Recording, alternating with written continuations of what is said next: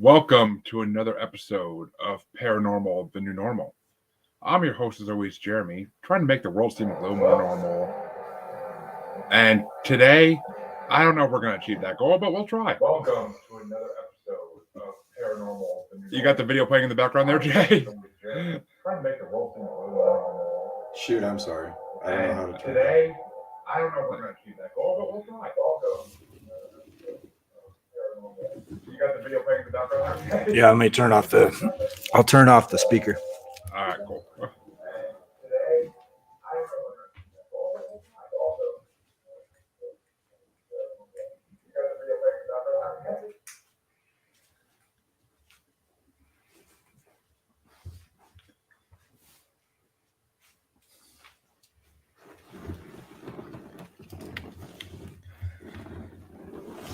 Okay, sorry about that. That's okay. But as I was saying, today we're going to try, and my guest today is Jay, who had a unique item happen to him, and we're going to talk about it. So, Jay, first and foremost, welcome, and how you doing today? Howdy, I'm awake, alive, and ready to go. Well, that's perfect, because the first question I always ask in my podcast is, what got you into the paranormal / spiritual world? I was a pothead kind of partier, amoral douchebag in college, and kind of lost all track and was pretty much down. And then I met a Bible guy at the gym, and he invited me to church, and I started devouring Christianity, just completely trying to make my life the way it's supposed to be and be a good boy and all that shit. And did that for 6-7 years, pretty hardcore. And then I went in the army and ended up in Germany, and lost a lot of the shine of the religion. And then just as I went deeper and deeper into it and questioned the validity of it, finally came to the conclusion. I got out of the army, moved to Denver, moved to Coeur d'Alene, and then it was sort of a soul thing to go to Coeur d'Alene. But I didn't know anybody here. I had 3 kids and a wife, no job, and I moved here just because. And that's in Idaho. Beautiful small town. It's kind of idyllic place, and we bought a house on a street with lots of trees. And I remember walking down the street and asking myself kind of final answer. Remember that game show where they're like, final answer? I was like, because I had been mixed about whether I believed it or not, and it just kept making less and less sense. And I thought about the Bible verse where God orders genocide, and I can't remember what book, but anyway, he orders genocide, kill all the women, kill all the children, kill all the animals, kill everybody. I'm like, okay, did God order genocide, or did they make that up as an excuse to kill these people? And I just decided they made it up. And then I said to myself, I don't believe it. Like in a real way, where that was the final answer. There was no back and forth. I don't believe it. And when I did say that to myself, walking down the street, all of a sudden, there was so much mental bullshit going on, trying to fit the world, fit myself into the scriptural type stuff. And all of a sudden that was gone. And all of a sudden I was like, my eyes were wide open. It's like I could see everything. It was my own mind. It was me again, instead of me filtered through all this crap that I was trying to edit myself with. And at that moment I said, I'm going to find something new to replace Christianity, because I was really pissed off about it, Yeah. And I made a motto, because I was in college. I was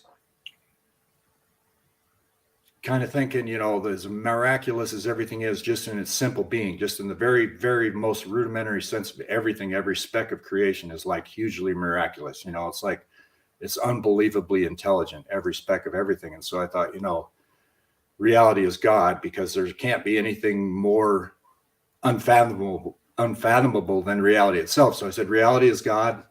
And then I wanted to be real. And I felt like if we were natural, like a deer or an antelope or, you know, any kind of animal just does what they're going to do, and they don't think about it. They don't have second guesses inside themselves, and they don't edit their behavior through an ego or whatever, you know, so they just are naturally what they are, and they're innocent in that way. And then, so I thought, okay, reality is God. When you pretend or lie, you cease to exist, you die. So your true self is gone. As soon as you pretend anything, or as soon as you lie, as soon as you alter what's real for some end or for some, you know, moral thing or what, you know, whatever reason people alter the way they are to fit something, anytime you do that, you die. The true you is not there. There's some facsimile of you that isn't really you. And so that was my motto: reality is God. When you pretend or lie, you cease to exist, you die. And then I went online and I was like completely real. So I blasted Christianity as a kind of like the pioneer of LARPing. Sort of I went on Newsmax forum, and there was Culture Society, and I blasted Christianity. I told my wife I don't, you know, I was in a kind of a bad relationship marriage, and I told her I didn't want to have a divorce because we still had 3 kids and I loved my kids, but I wanted to have a girlfriend. She said, I couldn't care less if you have a girlfriend, you know. So I just started going on the binge of chasing women, trying to find the one, you know, and thinking romantically about it. I was kind of into Ayn Rand, however you say her name at the time. And basically made a fool of myself for my ideal of being real. You know, I would just completely try to be real no matter what, and say whatever, whenever. And anyway, it's a super huge story, so it's going to be hard to kind of condense it. But eventually I started to go down. I told people online, I said, I'm going down. You know, I literally sacrificed myself because I knew I would be unable to function in the world as being real, as being, you know, because everybody has to shade who they really are to get in and fit in. And, you know, so I told them online, watch me fall, you know, I'm going to go down. And so that was my mission, was to really just go so far into the depths somehow. I didn't really know how. Just like, I'm going to go into the depths and find something new and replace religion. You know, that was my, like, I was about 40 years old at the time, and I was thinking that's going to be, because I didn't want to just go down as another nobody, and I wanted to be a hero, you know. And also I was very pissed off at Christianity because I thought it, and all the spiel that people put out there to make it seem real, make it seem true, but it's all BS, you know. I'm 100% sure of that, and I was 100% sure of it, and I've never changed the slightest little bit. So anyway, as I go down, I get fired, you know, I get fired, I get divorced, I get all this terrible crap happens to me. And it's okay. Do you got to talk to her? No, it's okay. It's all good. I locked the door for a reason. Okay. So anyway, yeah, I get in this situation where I'm trying to recover. I go into real estate, you know, from fired at my job, blah, blah, blah. And my dad was a realtor, so I thought I'll go into real estate. And I love Coeur d'Alene. I thought people need to come here. It's a beautiful place, you know.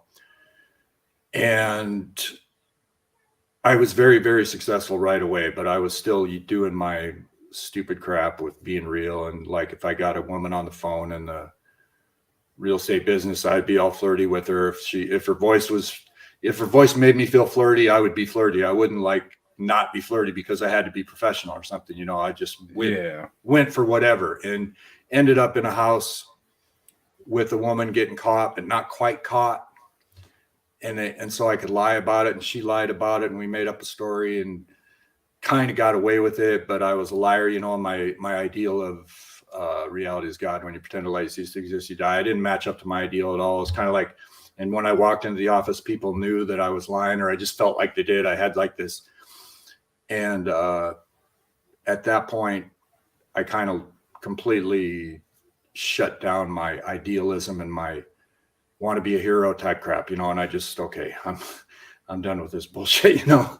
I didn't consciously say that to myself, but I was so beaten down by the consequences of my behavior and stuff that I gave up. without consciously giving up. You know what I mean? It's like I was just in survival mode. And I met this guy in real estate who was a super genius real estate developer. And we started doing business and hanging out and doing jet ski stuff. He had a place on a lake, and I met this girl that lived on the same lake across from him. And we ended up making super good money on real estate deals that I found. You know, I was like a really good finder. I could find deals that just made people's eyes pop, you know, and boom. So we did $1.6 million deal and 600,000. And then he used that money to build a man-made lake real estate project that was going to make me a millionaire. I mean, all I had to do was stay in the game and sell this. But in the meantime, he was torturing me, psychosexual mind torture, telling me horrible things. And one of the things he said was, bend over, I'll drive, because I was driving a golf cart. And when I was still sort of subconsciously in my be real mode, and I imagined bending over and letting him drive in a violent way. And he had told me how big he was. And, you know, it's just the most miserable. And my girlfriend was in love with him, you know, and it was the horrible situation. He dominated me like you couldn't even imagine how bad it was.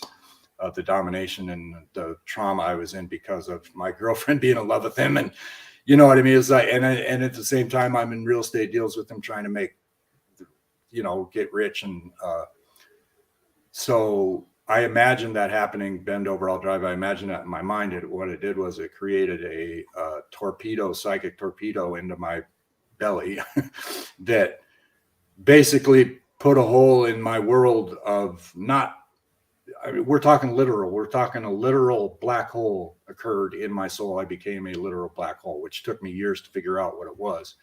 But it was a psychic black hole with strands of I don't know what the fibrous type material. It's electrically fibrous, but it's maybe not physically fibrous. That there's like a point of singularity that goes up into my brain and shit. And this is 2003. This happened, and then it took like 6-8 months for it's kind of like a snow globe, the consciousness going down into the black hole.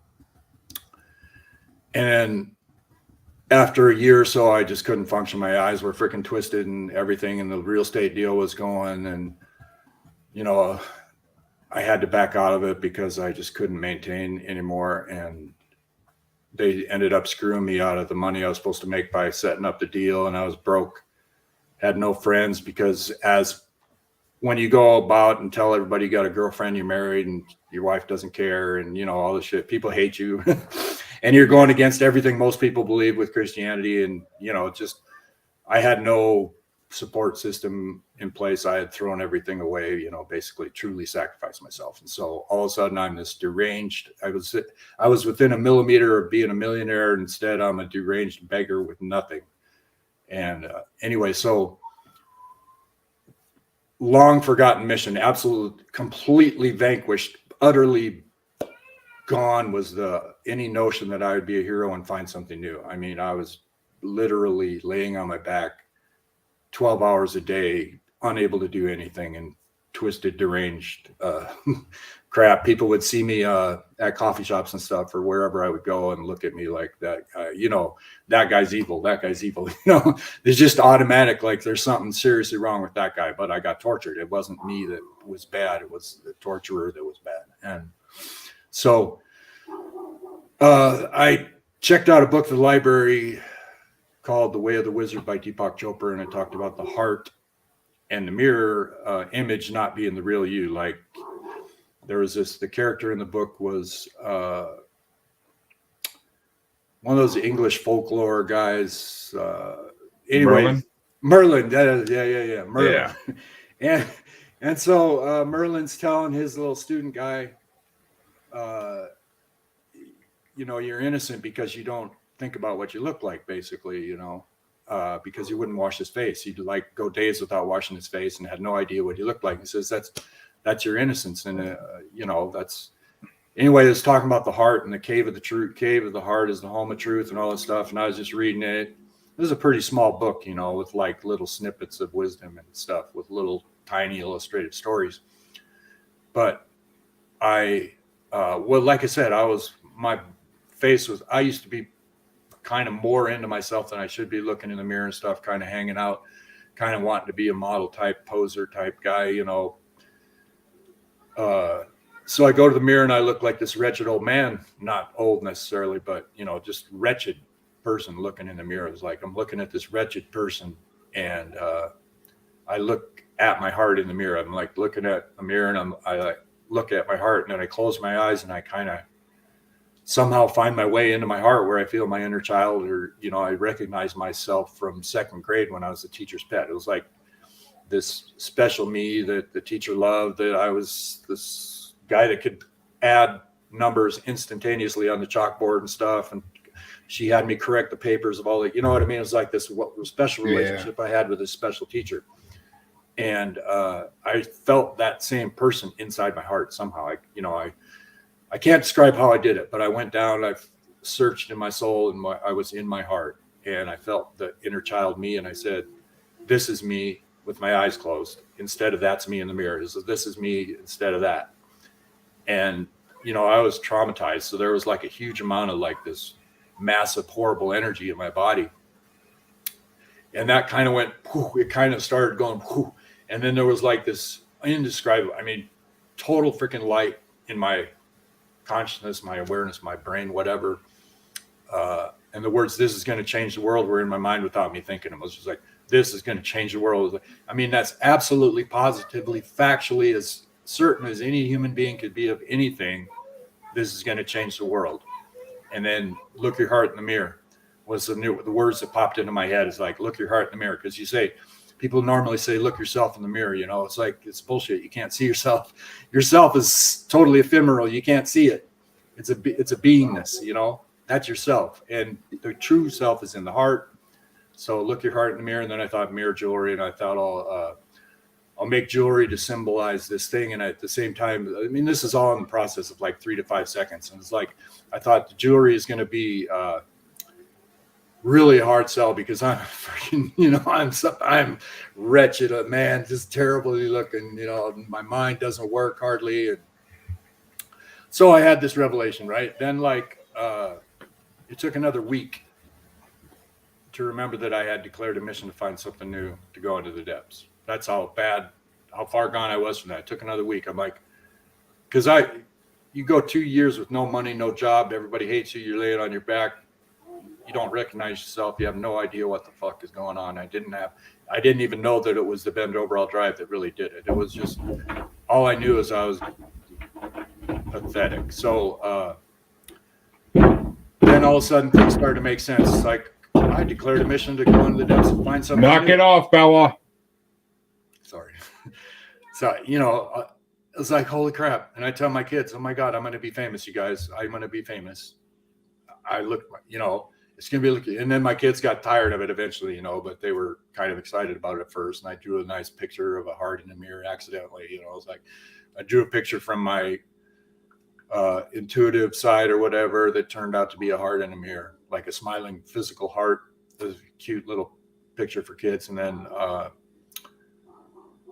6 months later, you know, I don't know, 3, 4, 5 months later, I looked at this painting that I did in Monterey. I was in the Army as a linguist, and I studied Russian, and I just wanted to paint my ideal world, right? So I just kind of, not as a painter, not as an artist, just I'm going to paint my ideal world and do the best I can. And I painted this building and a lake, and these spirits running around doing kind of weird dances. And I was weird dancing in the clubs, you know, and the building that I painted looks exactly like the Coeur d'Alene Resort, and the lake is right there just like the Coeur d'Alene Resort, and the sidewalks out front where the spirits are dancing looks like the Coeur d'Alene.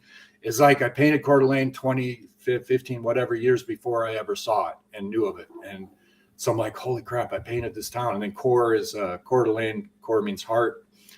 And it was like, all of a sudden I was like, holy, this is amazing, amazing. And I haven't even begun to tell how amazing it is, right? This is just like okay, we're going to give you like a few breadcrumbs on the way. The intro. It's the intro. Yeah. So okay. Now we're getting rolling. We're getting rolling, right?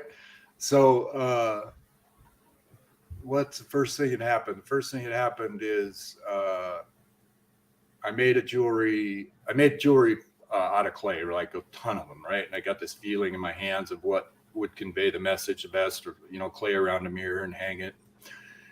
And then I had a jeweler who told me she would do one for me, like for silver, like to make a Yeah. mold out of. And I couldn't decide what shape because I had all these shapes. I was like, I couldn't decide. So I'm walking to her office and I see the rounded triangle with a circle in the middle of it's like the Department of Interior sign on a playground or something. I'm like, holy crap, that's this. It was just like, boom, that's the shape, because it had everything that you know what I mean? It's like, that's the shape. And so I go and I tell her, make that shape. And she's like, okay. But then she turned it upside down. She turned it like this because she thought it was Masonic like this, right? So she turned it upside down, but it was beautiful. So I send a prospectus to Starbucks to sell Look Your Heart in the Mirror jewelry in Starbucks, right?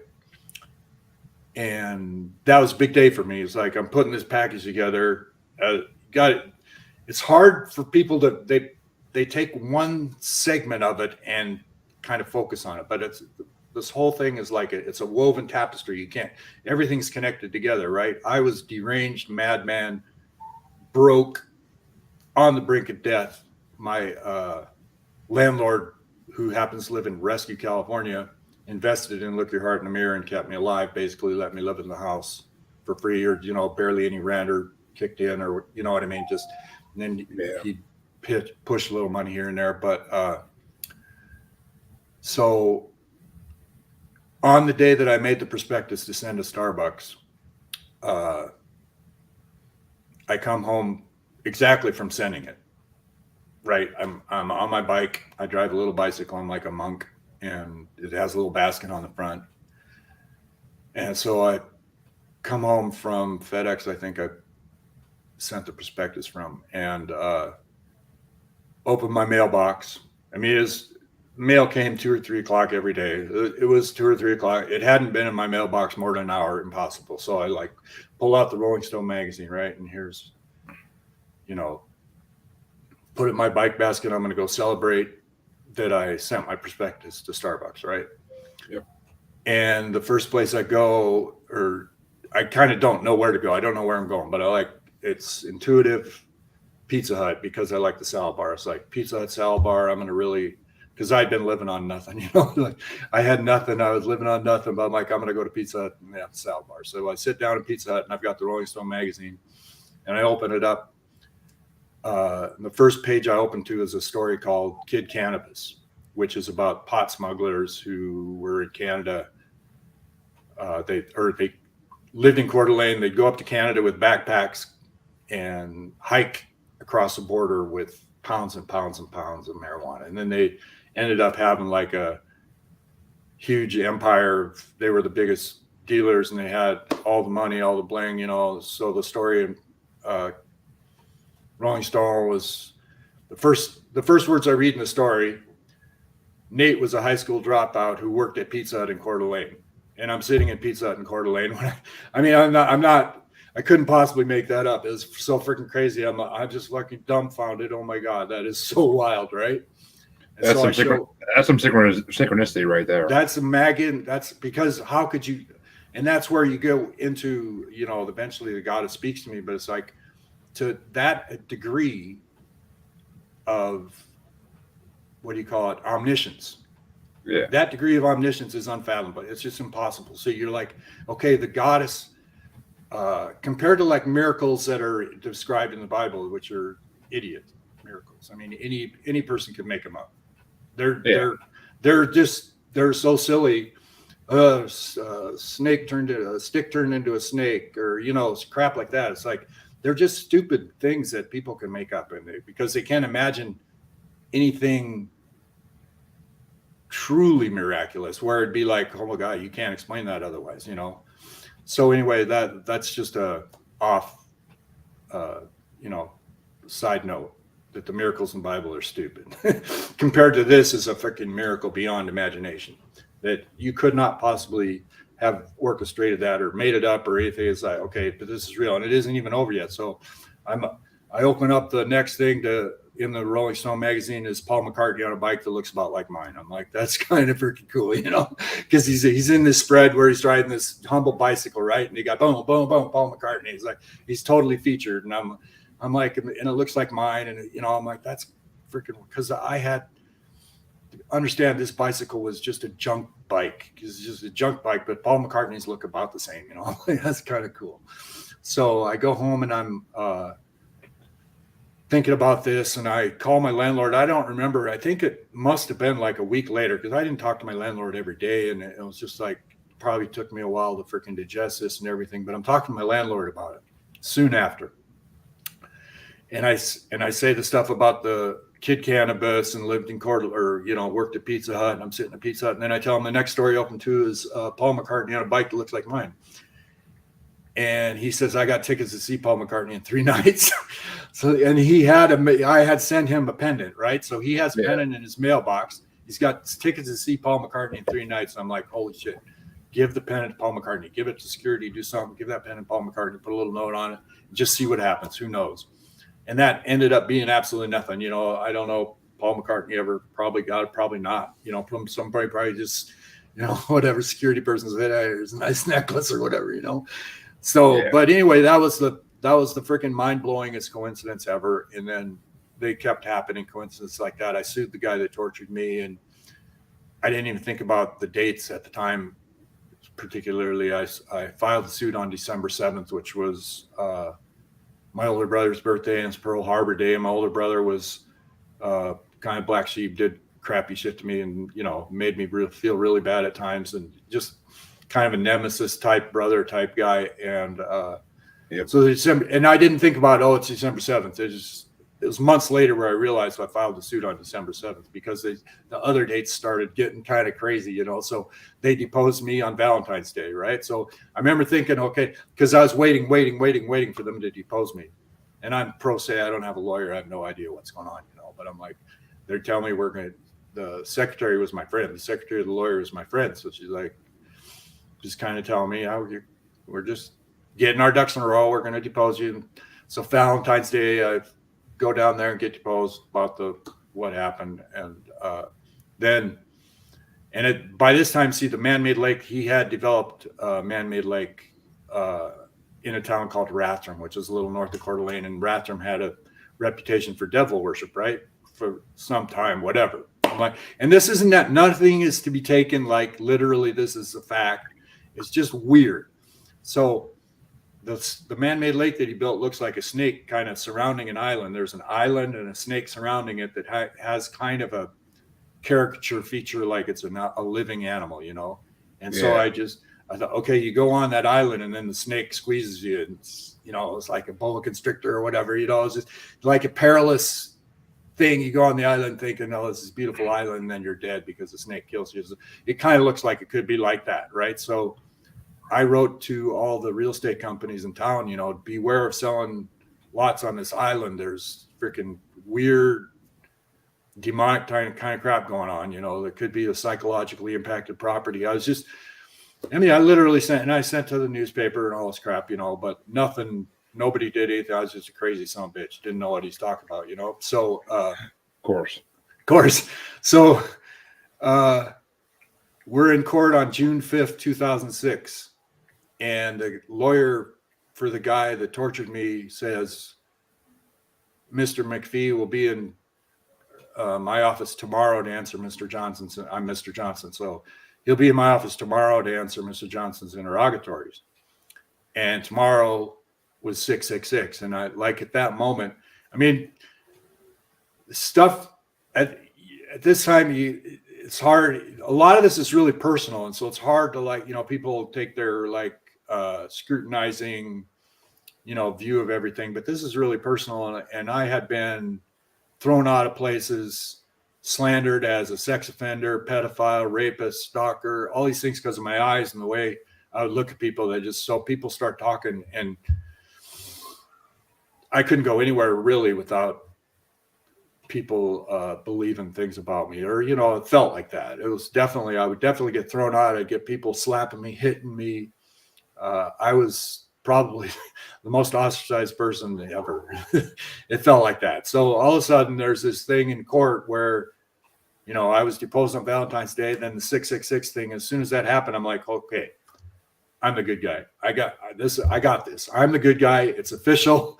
The 666 thing. Then on 911, they screwed me over for child support. The lawyer against me called my ex-wife and said, yeah, we can, because I had got the state to reduce it to, minimal amount because I wasn't making any money, and they freaking racked it right back up to where I was making money as a realtor, and the lawyer against me filed these affidavits about how much I was making. He knew damn well I wasn't making a damn thing. And so anyway, at 911, they screwed me over in court on that.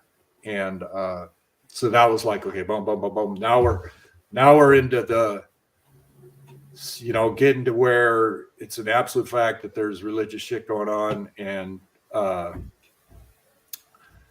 the first guy to see my pendant on the internet wrote me and said, I want it turned right side up, because it was upside down in the picture. And I didn't even know anybody would see it. I seriously had no idea if anybody would ever even see it. I didn't know how to market. I didn't know how to, what's it called when you put your website out there so more people see it, market it. You're right. Market it. Yeah. Just where promote it. So searches find it.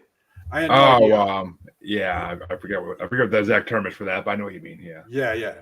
So I had nothing, and I didn't know anybody saw it. And then this guy emails me from New York, and he's like, I like your pendant, but I want it turned the other way. And I'm like, that's the way I designed it, So, okay. So I called the actual physical jeweler guy who cast the pendant, and I said, can you turn it the other way? He says, yes. So, but he had to make a new mold. He had to it was a little bit oblong, and he had to do some work on it. And by the time he did a new mold, it was shrunk. So the mirrors I had didn't fit, right? So then I had to order new mirrors from a place, custom. So that was like big money. And it was like big money for me.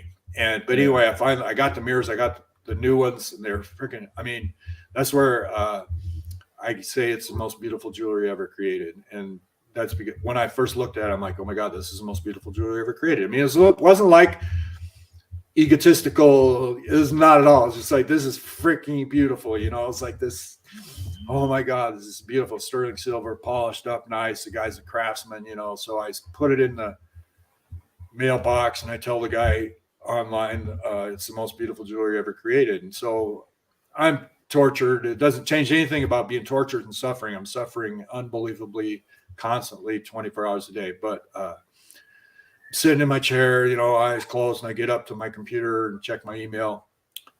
And there's a letter from the guy. He says, I received the pendants. They really are beautiful. When I put one of them on, I felt this surge of power. It was an indescribable experience. I can't say what happened as soon as I put it on, So here I am, like, now we're totally into the realm of that is freaking amazing. But I had no idea I couldn't put there's nothing to attach it to. It's just all this freaking miraculous stuff keeps happening, and I had nothing to attach it to, nothing.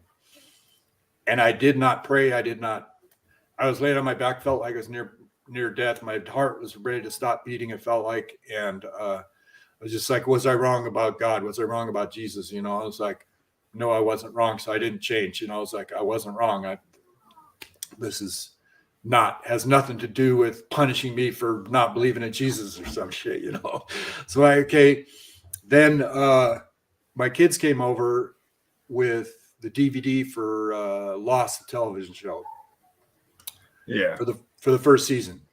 And so I started, as soon as I damn near immediately, I knew it was a spiritual show. I was like, this show is about spirituality. So I got really into it. They brought over the second season. I got the first two seasons. And then I think it was on Netflix or something. I watched more seasons up to season 5. It was on season 5 about halfway through when I started watching live. And I got on a forum, lost.com, to talk about it. And I told people Goddess spoke to me. Or no, the Goddess hadn't spoke to me yet, right? So I'm on the forum, and I named myself New Age Messiah because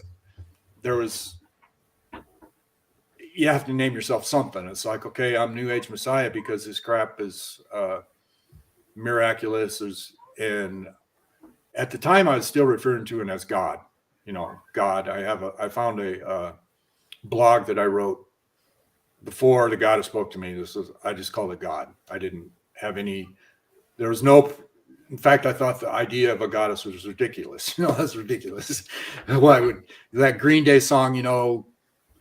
tell me all your thoughts on God because I'd really like to meet her. You know, but to me that was repulsive. It was like, what the hell? That's bullshit. You know, so there's not the slightest idea of Egyptian, of goddess, of anything, right? None. But in Lost, there was Egyptian stuff going on. But anyway,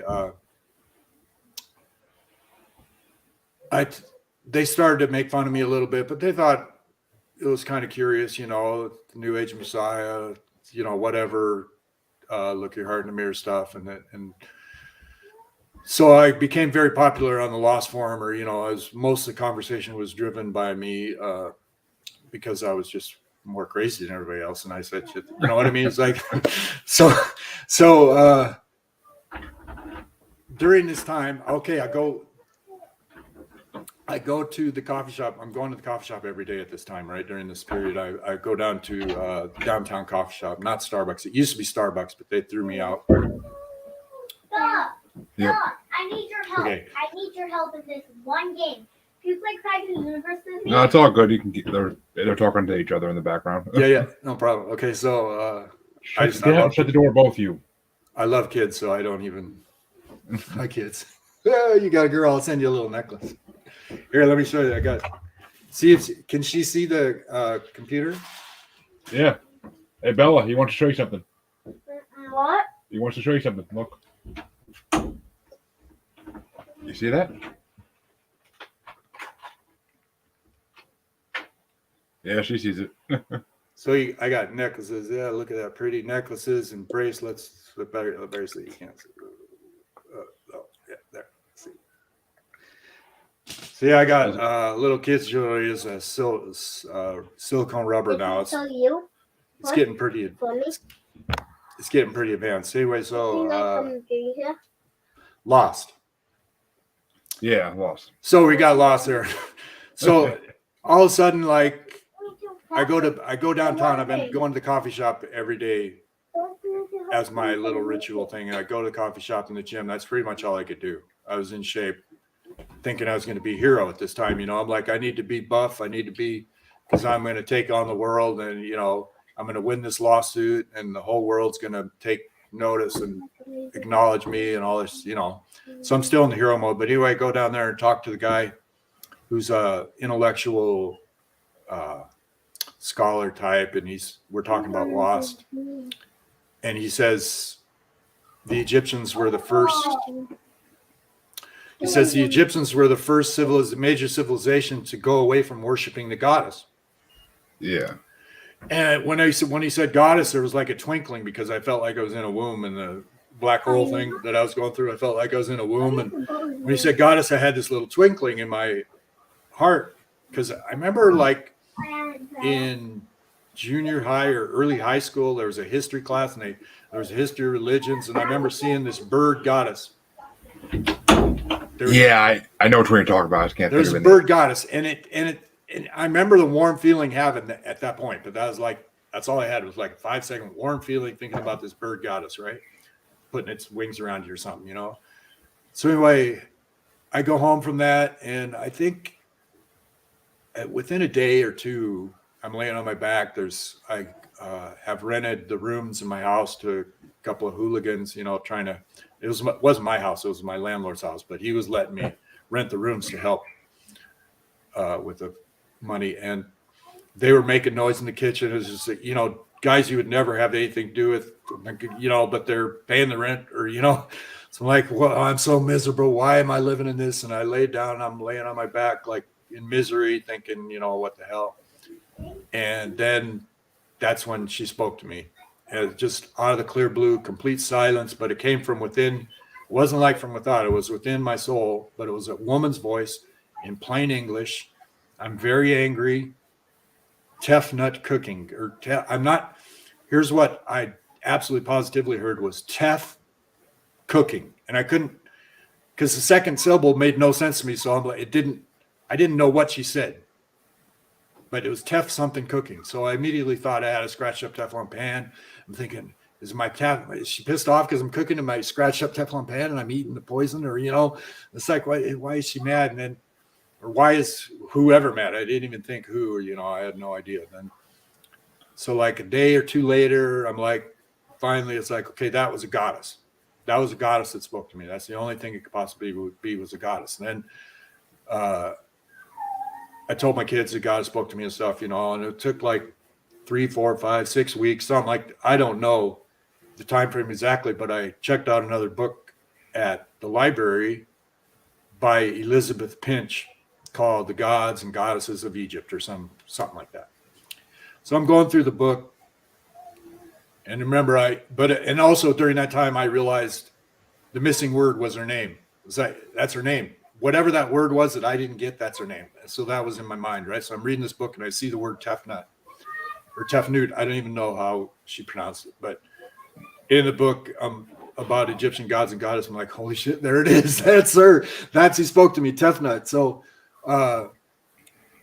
I start searching the internet for everything I can find about Tefnut, and she was the original mother. You know, there's like the creator created Shu, and Tefnut were the two that spawned all the other gods and goddesses. And there's stories about her being the most powerful, you know, whatever, blah, blah, blah. And she took the soul eye. So there's the all-seeing eye, according to the book by Elizabeth Pinch, is related to Tefnut. And then, so anyway, I had this thing, you know, Tefnut's real. I started making on the internet forum. I was on a conspiracy theory forum, and saying all this, rubbing Christianity into the mud and saying, you know, Christianity is over, you know, blah, blah, blah. All this, you know, basically announcing that I'm the New Age Messiah, and Tefnut is pissed off. She's angry, she's cooking. And then as I studied more about Tefnut, I came across this thing that her name was changed to Mot in coffin texts, which is like the Egyptian scrolls or whatever, you know. So somewhere in the coffin text it says that Atum changed Tefnut's name to Mot. And what's weird is that when I told the guy that ordered the pennant that had the experience about my story, he said that's Mot. And you know, that this is going back a year or something, you know, that's Mot. And then all of a sudden I realized, okay, Tefnut is Mot. So Mot rules all the gods and goddesses, and she's, you know, a big deal. The pharaohs had to do her will and everything. So I'm not going to say this for an absolute fact, but Mot is Tefnut, I think. And then this wisdom keeper guy from Egypt was talking to Stephen Mailer, who's a scholar, and says the Sphinx is Tefnut because, you know, according to Egyptian wisdom keeper, the Sphinx is Tefnut, right? So this is another thing as I find out things, you know, this is going on time, you know, whatever, a year later or something like that. So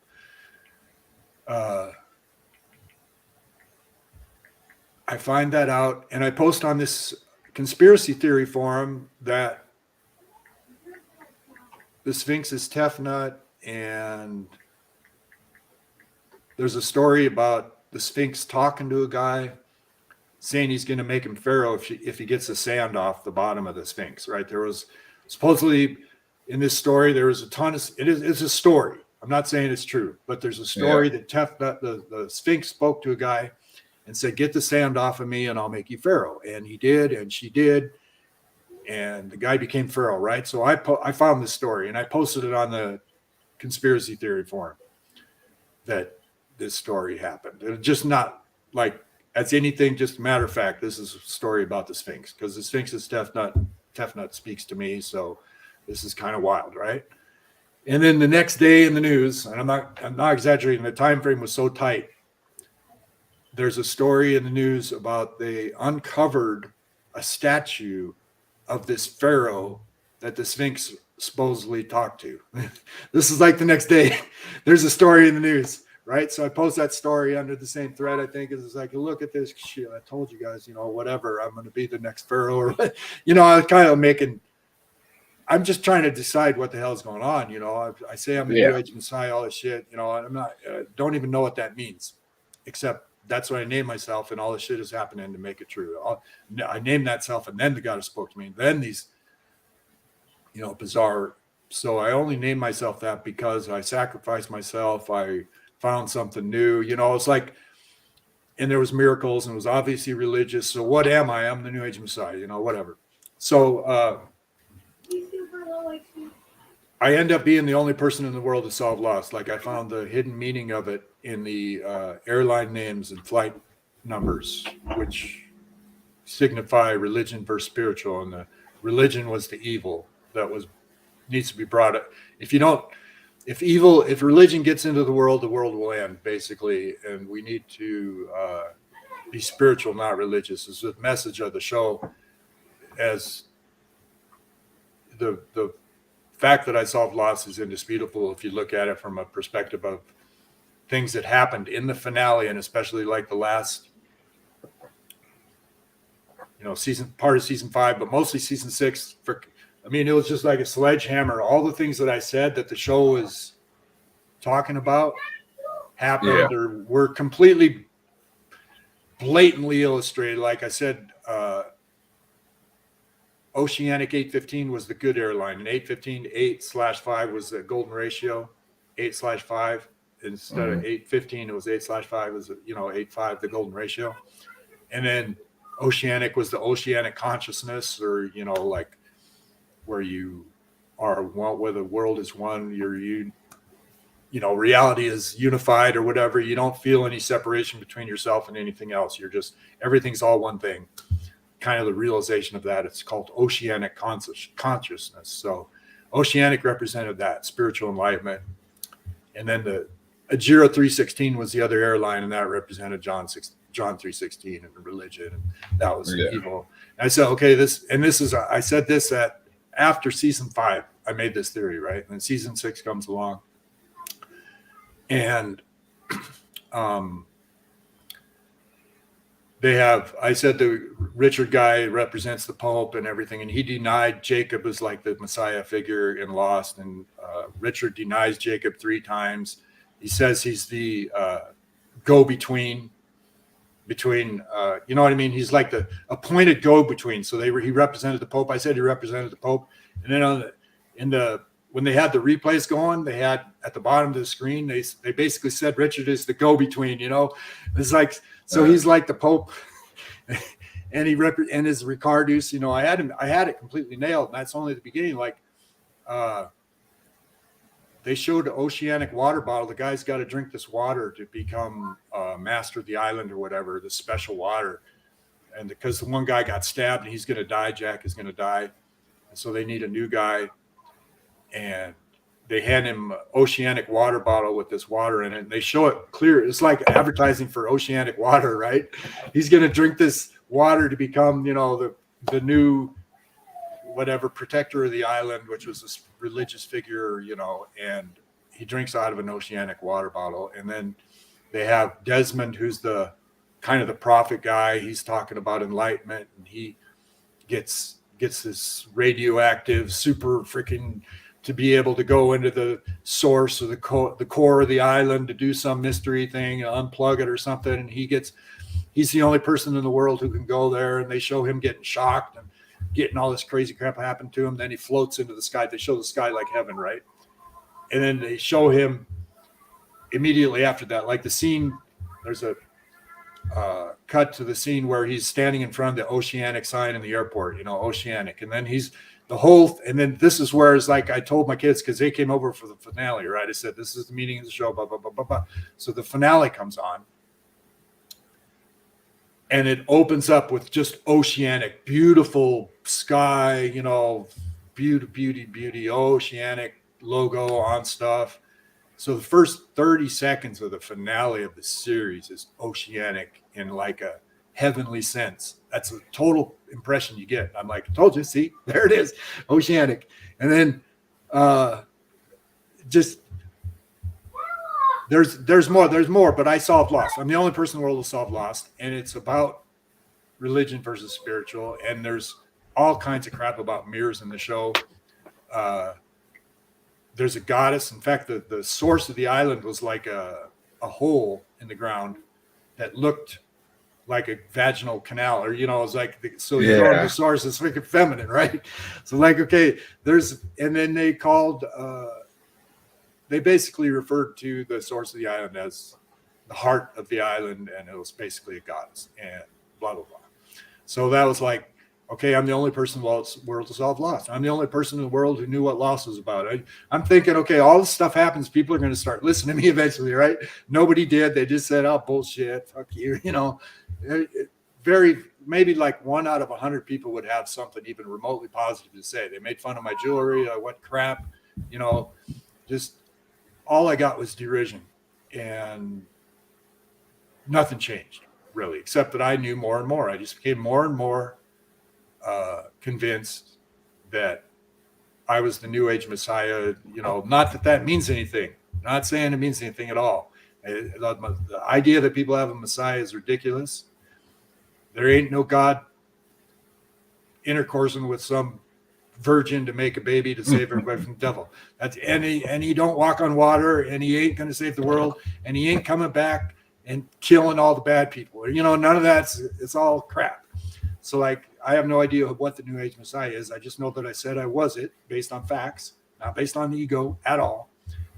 And shit started happening to confirm it. Right then, like on 12/21/12, I made a website that can't be mentioned because it's very controversial, but I made a website on 12/21/12, and that website went viral, and I was in world news. And I said on my website, this is kind of funny that I made this site on 12/21/12 because I'm the New Age Messiah, right? It's kind of weird. And then they made fun of me more. That crazy son of a bitch, the website was on Anderson Cooper. It was in, the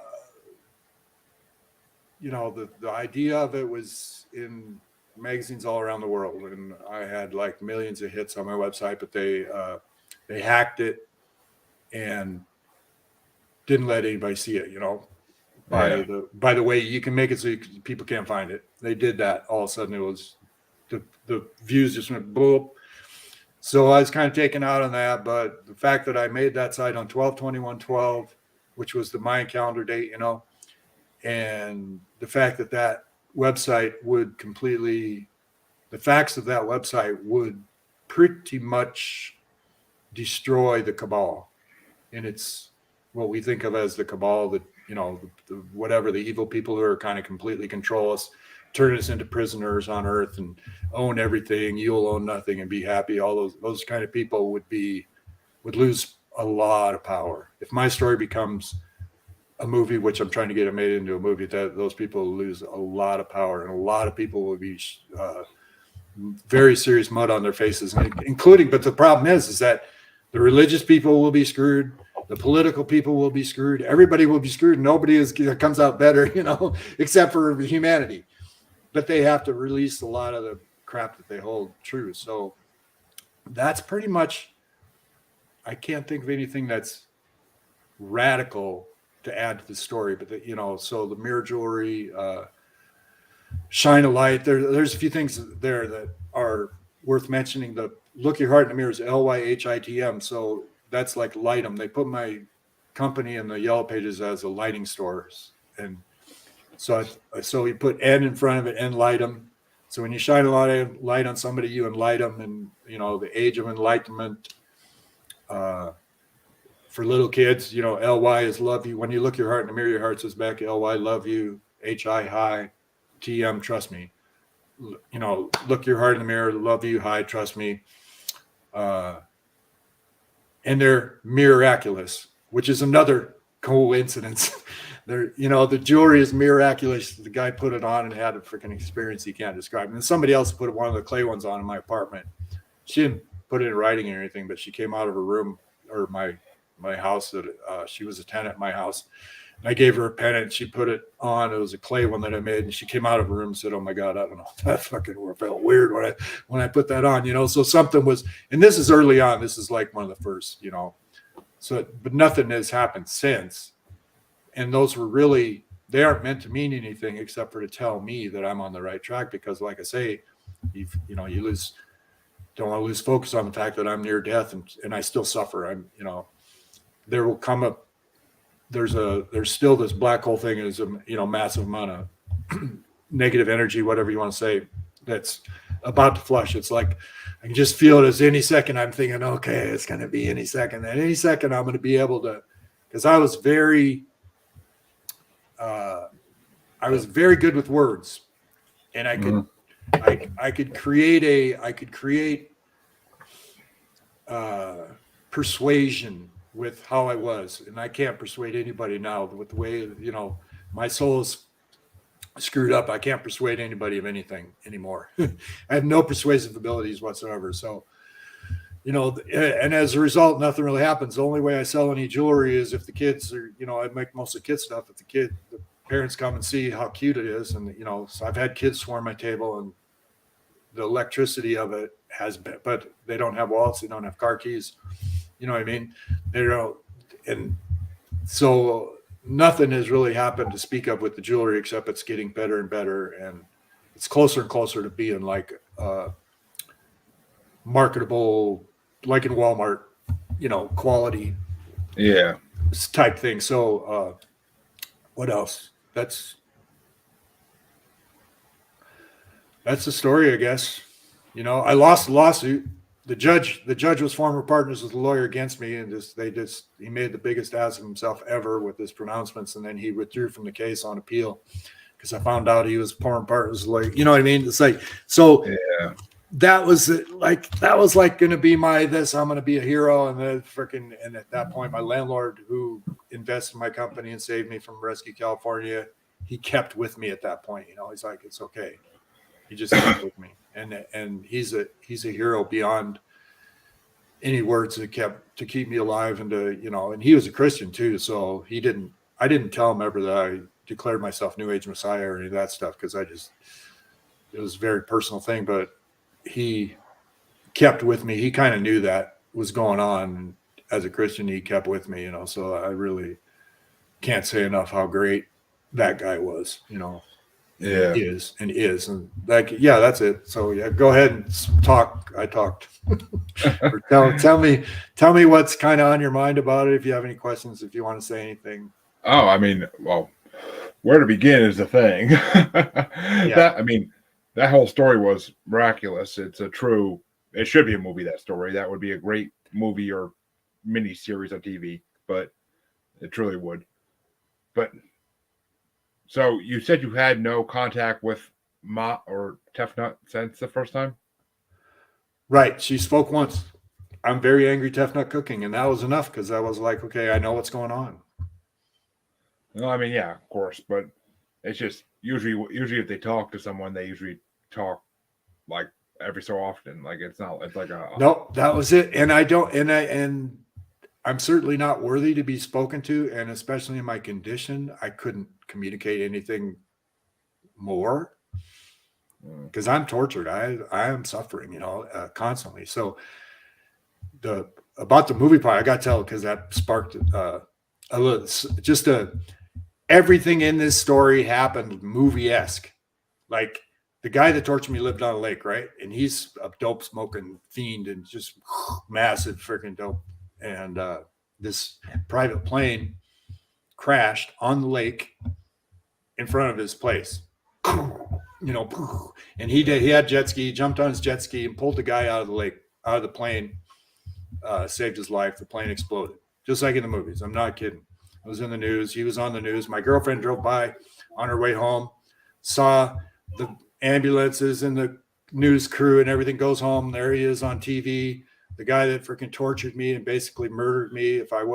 If I didn't have all those miracles happen, I'd be dead 1,000 times over since then, you know. So so anyway, she sees him, she's in love with him, and she sees him in the news, you know, and oh, what a wonderful guy, and he's such a hero. He saved this guy's life, right?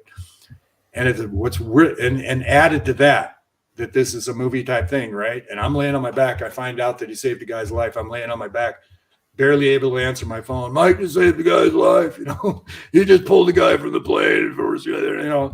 I'm like, oh God, no. And because they just made him more of a dream guy for my girlfriend, you know. He just more of a, he just is just beyond it. But then I didn't realize this immediately. It took like a while, because I was listening to Radiohead on repeat. I mean, I had a 5 CD thing, Radiohead.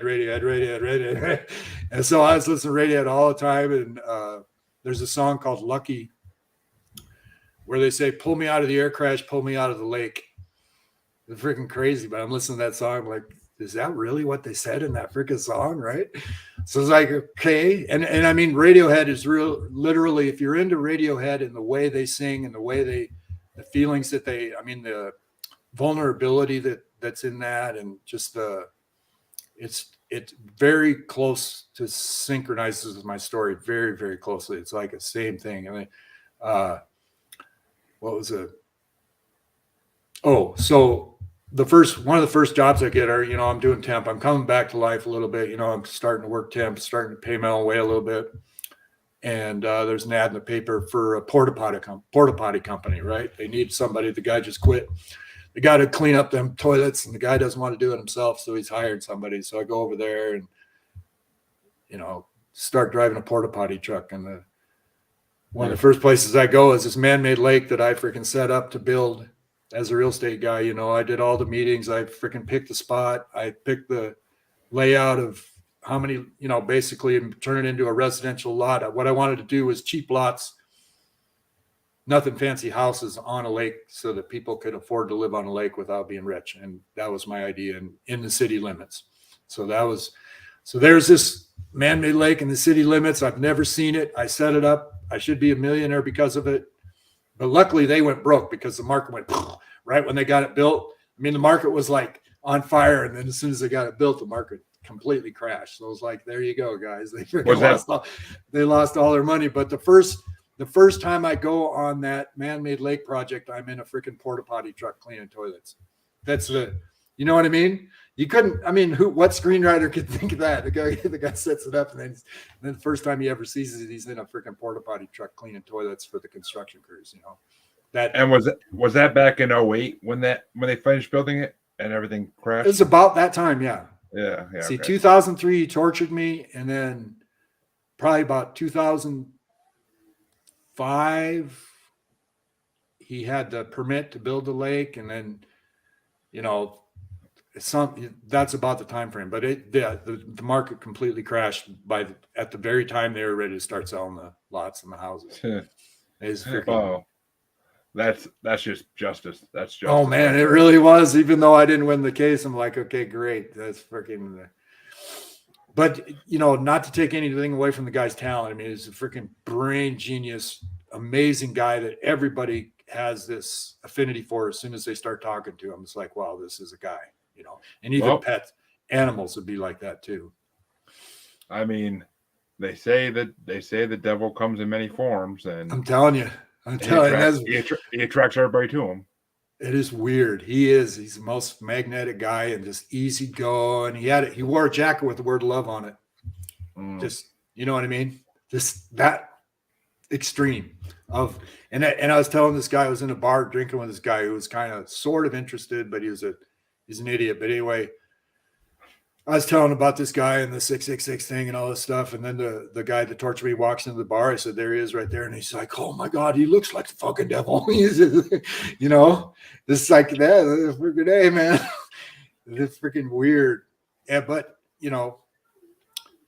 nothing spectacular for me or, about my situation has happened to further what I'm thinking is, because when this trauma flushes, what I'm hoping is that I'll have some special power or some ability but really what I thought from the beginning, like within 6 months or something, looking at heart in the mirror and stuff happening, I thought all I have to be is normal. If I'm normal, this thing will explode, because of all I have to do is tell exactly what happened in a normal voice, and it'll freaking blow people's minds. And I can't be, what I always say, I can't be discredited. You can't discredit me. I've got all the freaking documentation. All this shit really happened. There's no possibility of anybody saying, ha, look, he's lying. I didn't lie about a single thing, not one stitch. Everything that I said happened. So I believe it. And what I will say, though, is if you really do want to try to talk to Mott again, there are plenty of I've met plenty of spiritual healers, transcendent people and there's a lot of them out there that they have the ability to help, like, teach you how to communicate probably. A lot of them could. Not all of them, but a lot of them could. Because they all talk to different beings themselves, whether they're named beings or not. They all talk to different beings themselves. Well, that's the thing, is that somebody had to at some point, otherwise these names wouldn't be written down. And that's a weird thing. Is like, this is so far from my imagination that this could possibly happen, and a goddess is actually speaking. That you just wonder, how did anybody ever find out about these gods and goddesses? And what really pisses me off is a lot of these Egyptologists are like, oh, there's gods and goddesses aren't real. They're just figments of, they're just a way of saying things, or, they're maybe they were aliens or whatever. It's like, no, aliens don't know everything that freaking goes on as it goes on everywhere in the world all at once, which is the only way you can explain the Kid Cannabis thing of orchestrating all those things into one, is impossible. You have to be omniscient. And aliens aren't omniscient. They come and look, they come and visit, if they even exist, which I doubt. But that doesn't mean anything. It just means I haven't had any reason to believe in aliens. So, see, as my listeners know, I'm a huge believer in aliens because, the government basically admitted there's UFOs that they don't know what they are, and there's a lot. I've talked to people who communicate with aliens on this show, and there's just a lot of proof of it. Oh, I've had people that I have no reason to disbelieve tell me that they saw Markabas, or and I floated up into space once when I did twirling, like at the Grateful Dead concerts. People used to twirl, I guess, which I didn't know, but I one night released all my everything and started twirling to a song, dancing, and I ended up spinning and going up into the universe, out of body experience, Huh. Interesting. Yeah, and then I found out later, like a lot later, that they did that at the Grateful Dead concerts, and it just happens if you just release everything and start spinning. I went like a helicopter. It started like, how the ice skaters, they get going so fast you can't even believe, and then it started to go like that in my consciousness, and pretty soon I was up into space, and it took a while for me to come back down. But I don't, and this is just talking, this is just me. This is just generally my brain, my experience, what I found to be amazing is that I took no conscious effort to make any of this stuff happen. So I don't want to make a conscious effort to make anything happen. It's like, whatever's going to happen is going to happen. It's outside of I don't want to try to manipulate it into happening. The only thing I consciously try to do is tell people basically what happened. I don't try to make anything happen. Maybe I do occasionally, but it's like, it never works, and it's just ridiculous. And then as far as aliens, I don't believe anything the government says, no matter what. Even if they say, yeah, we did find aliens, no matter what they say ever, no matter what ever, I don't believe it ever on its face, no matter what. And I think that they will completely dupe everybody about everything, no matter what. That's all they ever do. That's their whole mission in life. I agree with that 100%. Dupe people, shit out of people, The government loves to lie to everybody, and I am a big believer that there's some kind of, whether you want to call it Illuminati, New World Order, there's something out there of powerful people that are controlling what governments do. But yeah. And it's not even our government anymore. It's a world government, whether it's in name only or whatever, or, the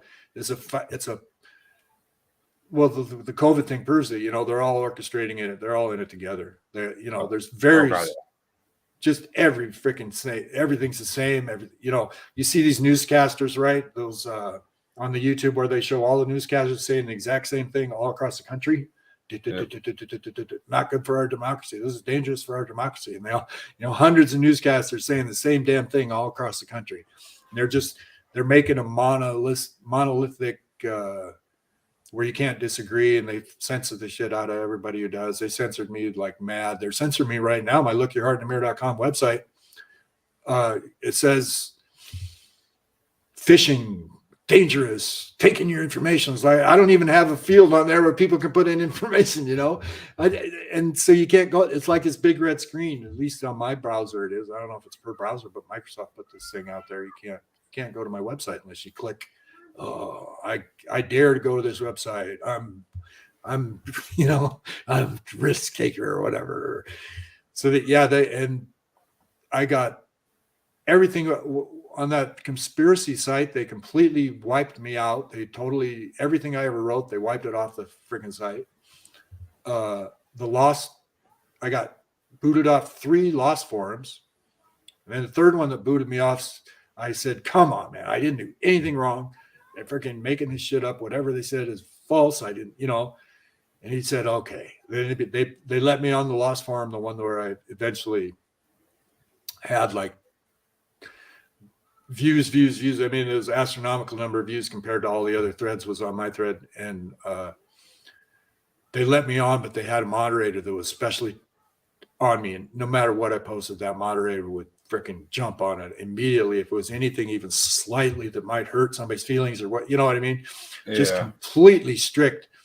On Twitter, I've been able to say, because I have very low follower count and very low engagement, but I've been a few times, like Cernovich replied to me once. I said, Alex Jones in his lawsuit didn't freaking appeal, I don't think, because I was, at the time he was getting sued for $1 trillion or whatever, I was watching his show a little bit, and I don't ascribe to Alex Jones or anything at all, but a little bit, but yeah, he was talking about a suit and he didn't appeal. And I'm like, he's saying what a horrible thing it was and how great of an injustice. And he never said he appealed.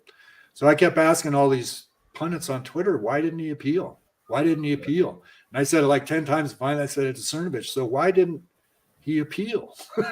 I asked again, and Cernovich replied to me. So things like that will happen. I'll get like massive amount of engagement when big names have replied to me. I caused not that my existence is entirely political, but I do think the Democrat Party is just disgusting people for the most part, at least the ones in charge. And I had this meme that was Democrats and demon rats. That's what libs are made of, because I'm more of a conservative, whatever. But I posted that to Judge Janine, right? And somebody might have said demon rats before me, but it was original to me. I thought of it on my own, demon rats. Because all you got to do is take the C and turn it 90 degrees, and it's at the end, demon rats. And I posted that to Judge Janine. I said, whatever. Posted a couple times. She went on her show and said, demon rats. That's what they are, demon rats. She said it twice on her show, So I get there's inklings or beginnings of being influential, where it is probably going to happen, but what happens with the story, I don't know. I really appreciate the time to come on here and talk about it, because I haven't had any podcaster invite me on. I haven't had any interest beyond casual sort of, and then within 10 seconds they're gone, because people take the isolated events. Like I say, if I say the Kid Cannabis story, they're like, that's a coincidence, but they don't realize that this, like I say, a tapestry, and that's what had lost was a tapestry. As soon as I saw, whenever people have stories about synchronicity, you have to listen to the whole story. You can't just listen to like pieces of it. You have to hear the whole story, and then it all comes together at the end, kind of like that. This happened here. Like it happened too many times to be coincidental. But I do want to thank you for coming on, Jay. It's been an honor talking to you, and it's been. Your story's amazing, and I can't wait to get this out next month. Well, actually, it'll be beginning of March probably, but I don't know. I'm a little behind with uploading right now, but I got episodes going to February, so I'm not too concerned about it. But thank you for coming on. Where can people find your jewelry? Heartmirrors.com. Heartmirrors.com. So it's not a mirror of you; it's a mirror of your heart. Yep. And the kids named it that, or they said heart mirrors. They went to my stand and said heart mirrors. These are heart mirrors. I'm like, oh, okay, that's what I'll call them, heart mirrors. Heartmirrors.com. And then I have a bunch of other sites, but that's the one where the jewelry is, and it's kind of new, so there's not everything on there, but it's kind of, And then there's the initials LYHITM. Lookyourheartinthemirror.com. LYHITM.com. Lookyourheartinthemirror.com. And then I decided the Milky Way was the goddess Milky, and Milky Way is kind of like the way of the goddess. Yeah. Being the Milky Way .global, I bought that site as kind of like I said it's the biggest religion in the world because everybody's in it, in the Milky Way. I like that. It's the biggest religion in the world. So I do kind of think it's a religion, but it doesn't have any rules or nothing that I can, and that's maybe to come. Who knows? Maybe she will start saying shit to me beyond, I'm very angry, Tefnut cooking. And then maybe I will have something to write, beyond just this is what happened. It's really just a story so far. There's no real moral to it, except obviously everybody has known since forever that the heart is the place where the real shit happens, that it's the love, the beauty. Yeah. It's the core of your being. There's radio, what do they call it? Electromagnetic stuff that goes on with the heart. I mean, it's a freaking mega thing that people underestimate vastly. So, but it's like one of the little pitch words, and there's so many. There's only one place in the world you can buy a miracle. Look your heart in the mirror. Exactly. Heartmirrors.com. So I like that. I have no profit motivation at all. I'm so far behind on it as far as money and everything. But what I say is, if you buy a miracle, or buy a couple, buy half a dozen, you give one to somebody, like a little kid. Like I've always thought, I wish I had one in my pocket. I never do, because I never think about it ahead of time. But if I had one in my pocket and I see one of these little kids in the store, that you just fall in love with, I would love to just give them like a little jewelry and say, here, I hope you like this. And then you'd be a miracle worker. If you start passing out little jewelries, little mirror jewelries, you become a miracle worker. That's like a little bit of persuasion that I can do, that's kind of like a sales thing. I don't really do the sales thing. I thank you again for coming on, Jay. It's been great talking to you. I advise everyone to go check out his websites and look at his jewelry, and maybe you do need a miracle out there. Maybe my listeners do. But all my listeners know where they can find me. Be sure to check me out in all the usual places, and I will be back in half a week for another show. Thank you, Jay, once more for coming on, and I will see everybody next time.